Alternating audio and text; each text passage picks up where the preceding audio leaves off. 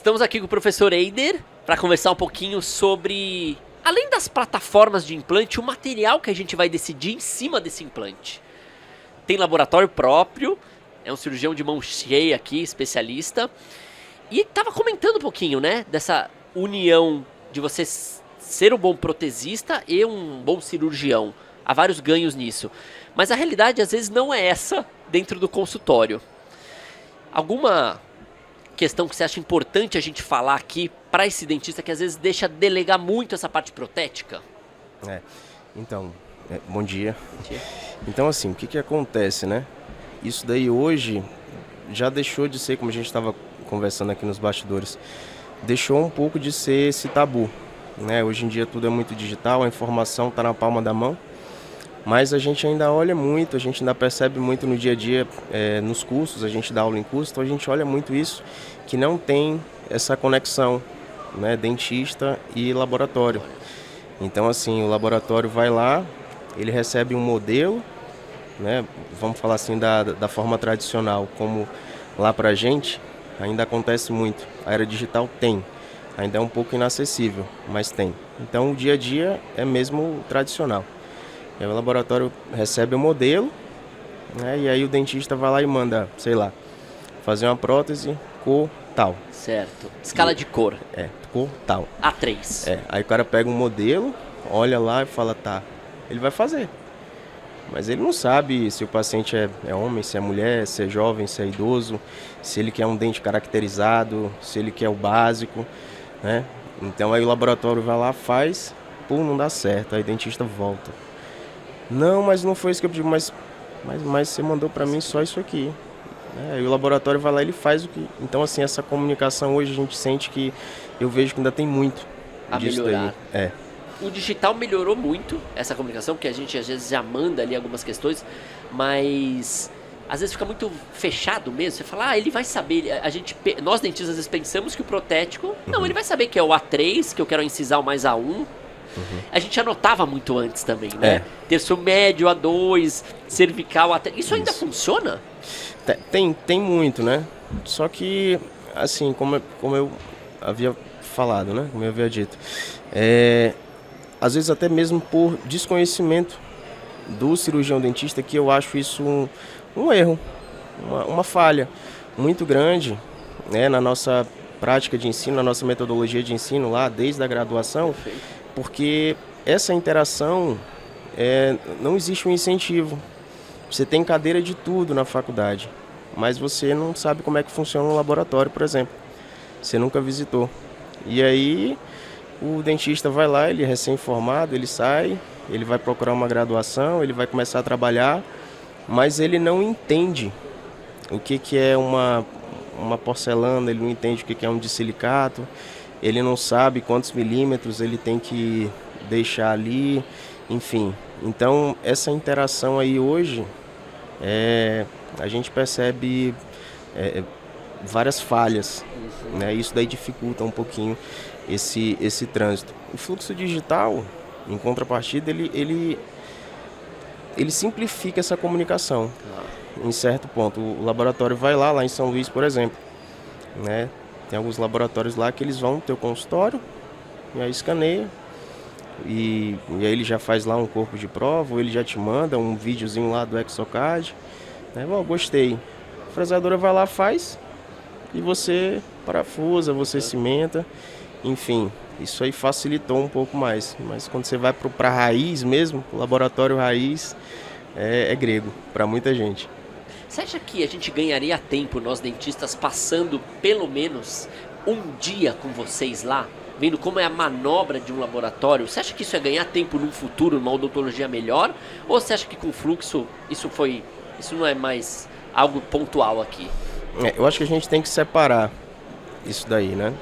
Porque assim, aqui na região de vocês, aqui em São Paulo, aqui, a gente percebe que o fluxo digital, por exemplo, já é uma coisa real, é do dia a dia.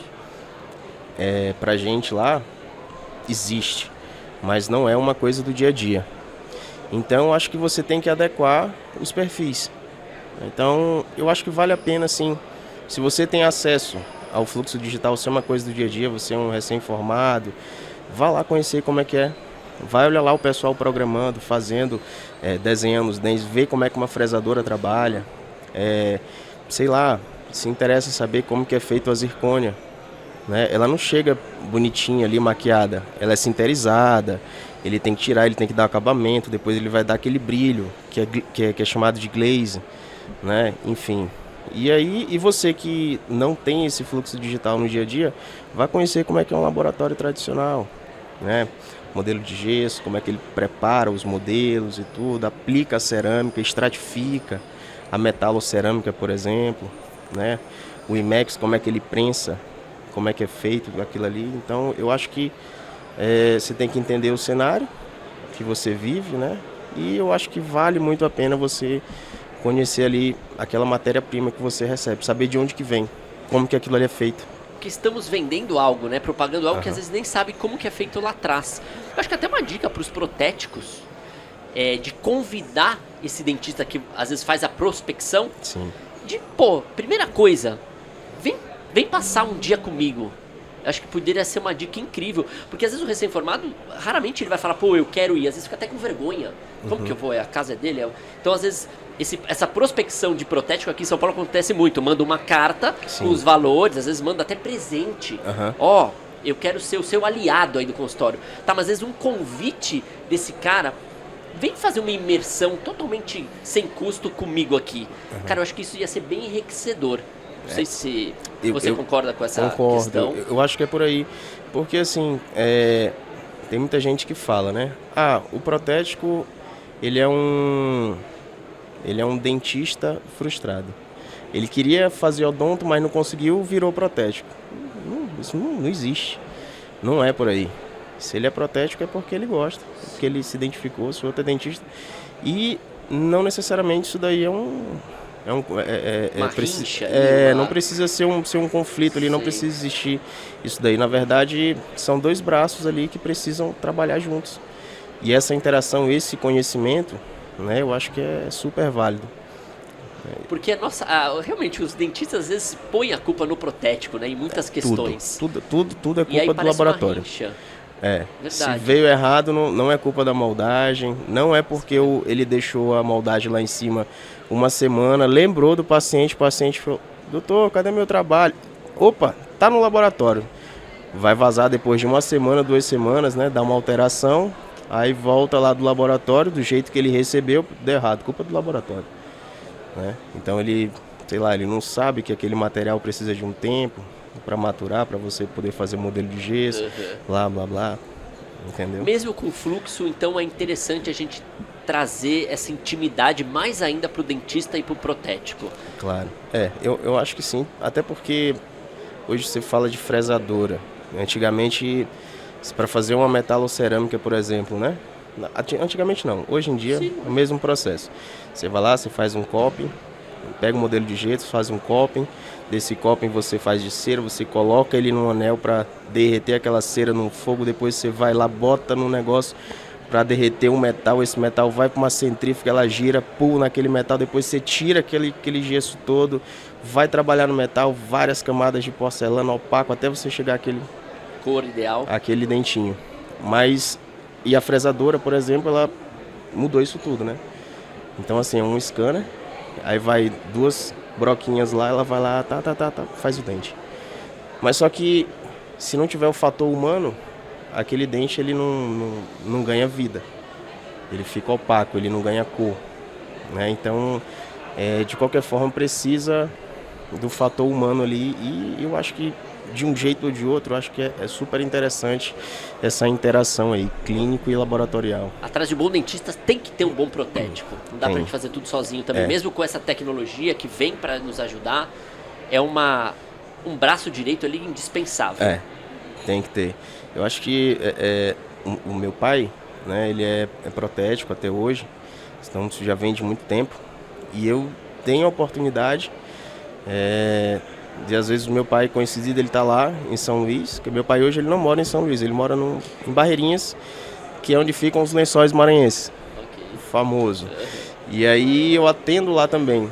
Então, assim, é muito legal quando eu tenho um caso lá, falo, pai, vem aqui no consultório, dá uma olhada aqui.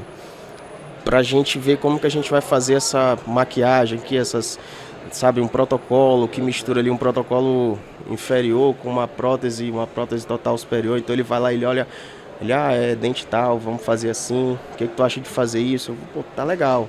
O que você acha de eu botar esse implante mais pra cá? Não, pode fazer, que aqui eu faço não sei o que lá no laboratório. Então assim, e é um trabalho que funciona muito bem. O paciente, ele olha aquilo ali e fala, putz, que massa, Show né? de bola.